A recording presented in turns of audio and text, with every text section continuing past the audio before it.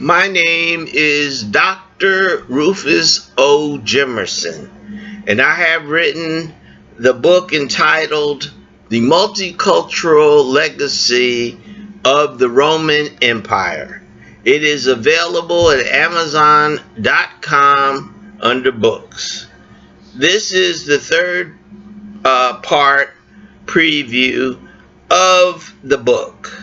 Contrary to false portrayals of the history of the world from antiquity to the present on the small screen, and that's the TV, and the large screen movies, books, etc., Europeans of Germanic and Slavic descent did not rule Europe, Africa, and Asia as a homogeneous racial group until the mid-19th century, less than 200 years ago. The depopulation of Africa by slavery, extraction of its resources by colonization, and its technological advances, that is Eurasian technological advances in warfare, guns, and munitions, financed by these conquests, enable Europeans of Germanic descent to rule most of Africa, Asia, America, and the Pacific Rim.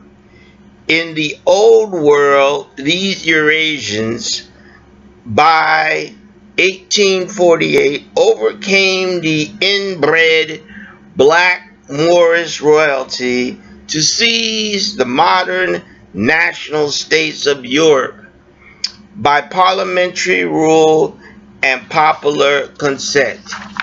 The book focuses on how black Africans ruled the Roman Empire in Western and Eastern Europe, including Russia, for roughly 2,500 years as emperors, best generals, scholars, and philosophers, and by the 4th century, leaders of the Christian church.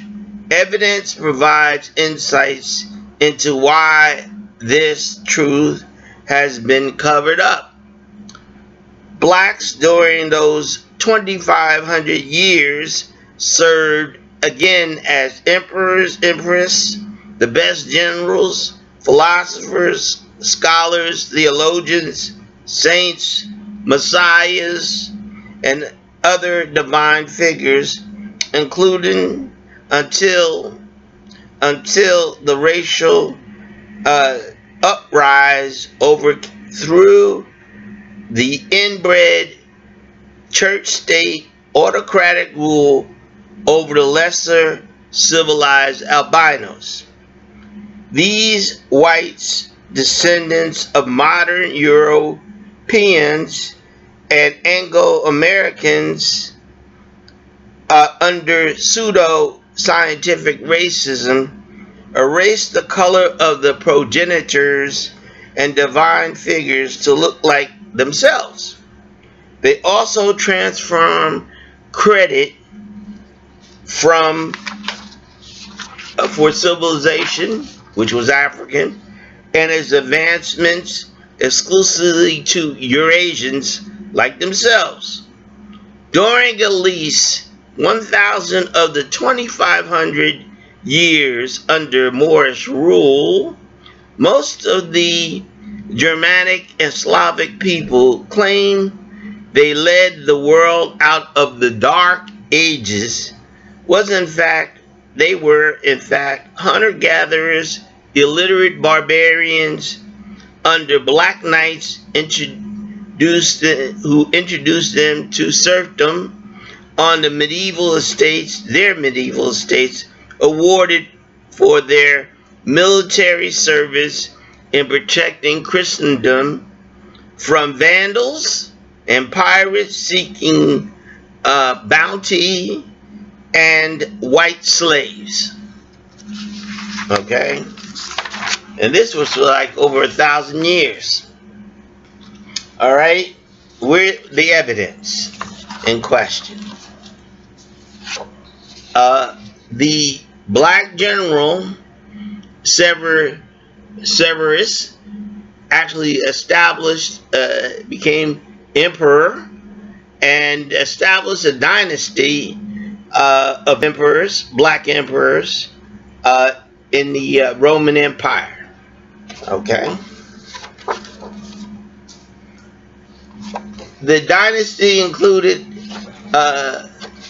this is one of the emperors, Caracalla, his son, who was one of the emperors in this dynasty.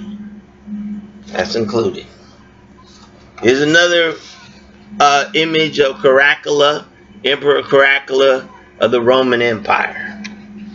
There were over 12 emperors in the Roman, black or African emperors, black African emperors in the early Roman Empire.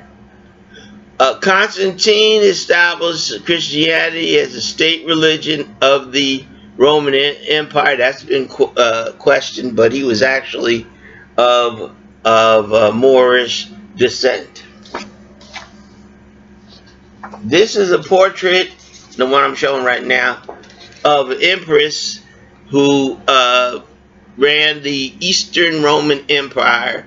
Her name is Irene, of the Holy Roman Eastern Empire. Here we have again another emperor, a black East Roman emperor here in the 12th century.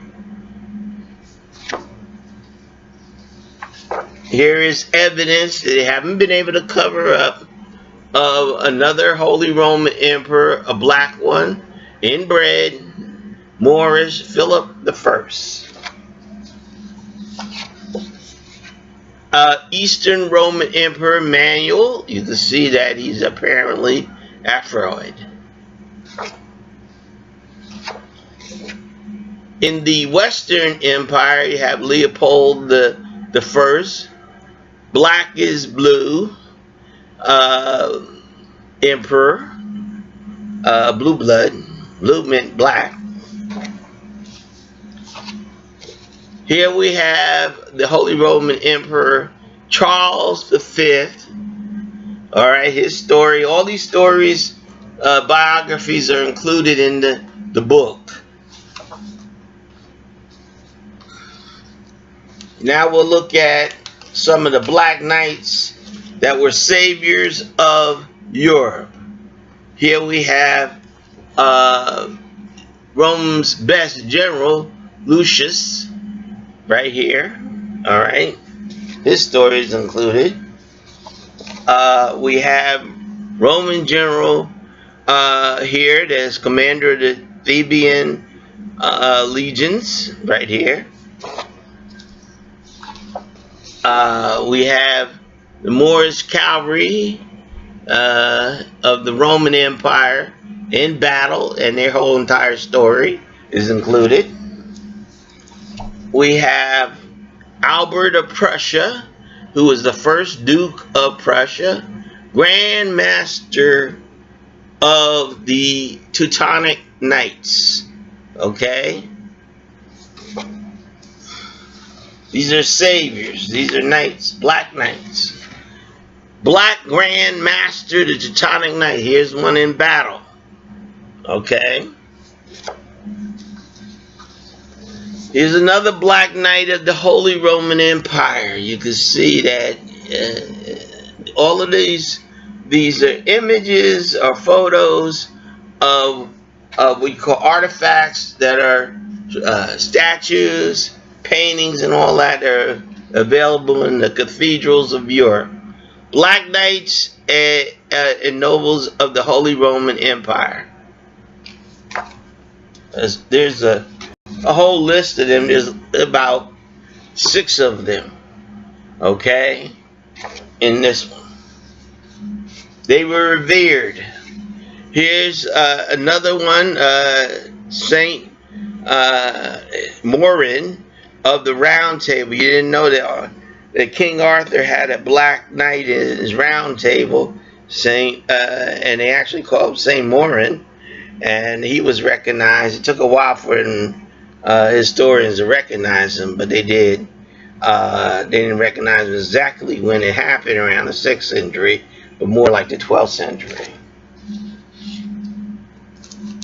And this one shows, did you know that for over 700 years they ruled Europe? All right, and you can see all of these things are available. You visit Europe and Russia, you'll see that these statues, artifacts are there, paintings showing that they were revered and loved then and until now and beyond. Saint Maurice, he was another one of these great knights. Let me see if I can pull him out of here. You can see Saint Maurice here. All right, these black knights, for the most part, were progenitors of the royalty and nobility. They started the lines. They started the line of these queens and kings and emperors of Europe. Okay, here is more on the black progenitors that is given in there. Sources are also given and all that. So check out the book. My name is Dr. Rufus O. Jemerson. The book, The Multiracial Legacy of the Roman Empire. All right, all the way from ancient times all the way up to 1848, well over 1,000 years, more like 2,000 years. Check it out, Amazon.com/books. Check it out. Thank you.